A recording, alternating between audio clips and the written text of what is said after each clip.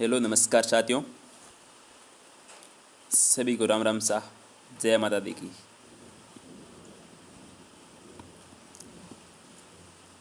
आज का हमारा टॉपिक है हिंदी व्याकरण का सर्वनाम। बहुत ही छोटा सा और एकदम शॉर्टकट में ट्रिक के साथ हम याद करेंगे।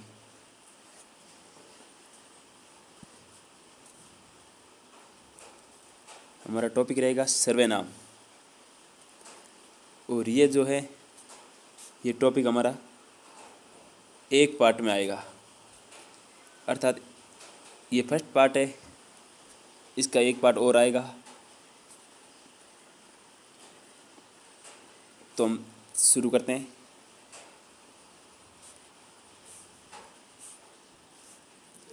सबसे पहले इसकी देखते हैं, परिभाषा देख लेते हैं।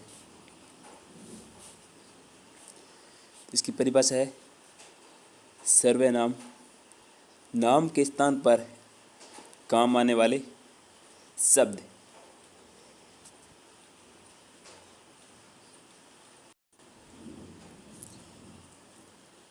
तो हमारा टॉपिक है सर्वनाम, अर्थात सर्वनाम की परिभाषा देखते हैं। नाम के स्थान पर काम आने वाले शब्द, जैसे वह, तुम, कौन और हम। अब इसको समझते हैं, नाम के स्थान पर काम कैसे आएंगे। वैसे किताब की परिभाषा देखें तो हमारी परिभाषा होगी, संज्ञा के स्थान पर काम आने वाले शब्द को सर्वनाम कहते हैं।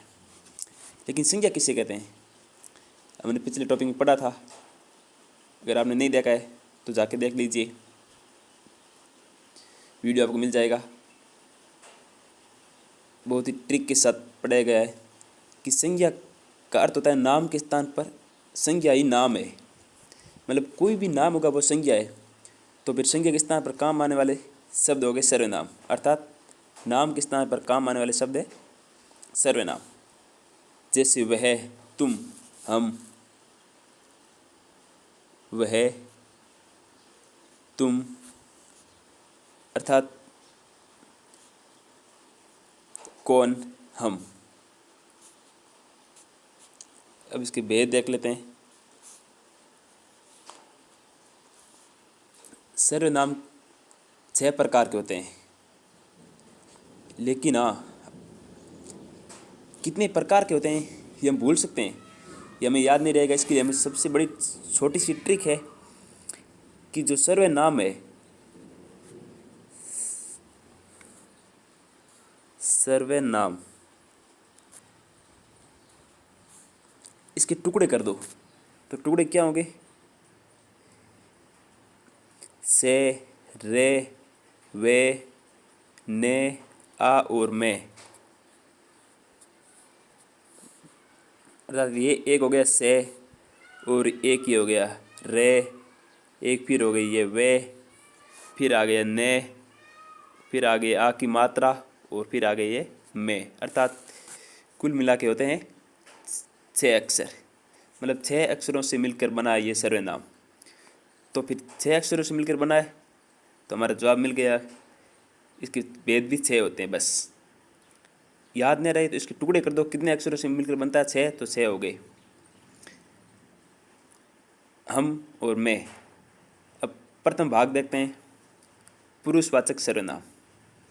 पुरुषवाचक सर्वनाम 3 प्रकार के होते हैं, अर्थात 3 पुरुष होते हैं, उत्तम पुरुष, मध्यम पुरुष और अन्य पुरुष।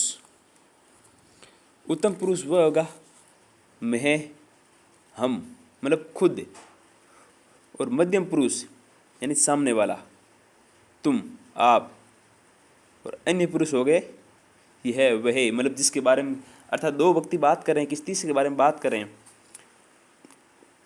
तो वो तीसरा हो जाएगा अन्य पुरुष। नेक्स्ट भाग आ गया हमारा निश्चितवाचक सर्वनाम।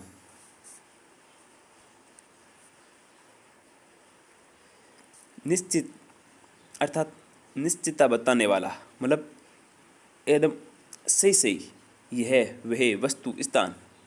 उदाहरण के स्वरूप देखें तो यह मेरा घर है, मतलब जो घर है वो मेरा खुद का हो गया, वह मेरी पुस्तक है। तो पुस्तक किसकी है? हमारी खुद की है। इसलिए ये नहीं है कि वह पुस्तक है, यह आ गया मेरी बीच में नाम आ गया, मतलब ये निश्चित हो गई कि ये मेरी ही है, किसी और की नहीं है। जो खुद निश्चित हो जाएगा, मतलब ये हमारा है या किसका है, हमें एग्जैक्टली पता चलता है, वो हो जाएगा निश्चितवाचक सर्वनाम। अगला आ गया अनिश्चितवाचक सर्वनाम। अनिश्चित किसे कहते हैं? जिसमें निश्चितता ना हो।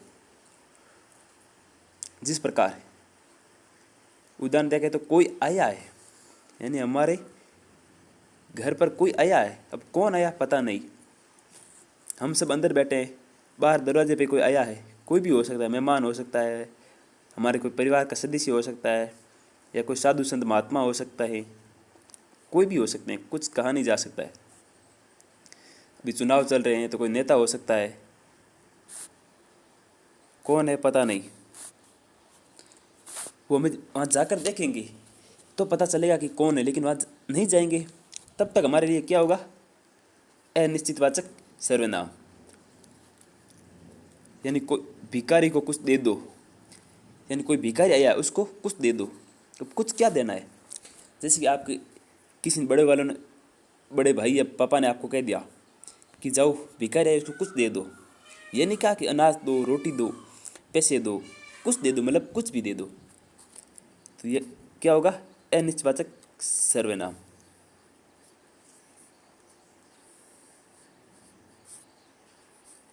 आज का टॉपिक इतना ही होता है। 3 पढ़ लिए, 3 बाकी की पढ़ेंगे अगले भाग में। तब तक के लिए जय हिंद, वंदे मातरम। कैसा लगा कमेंट ज़रूर कीजिएगा।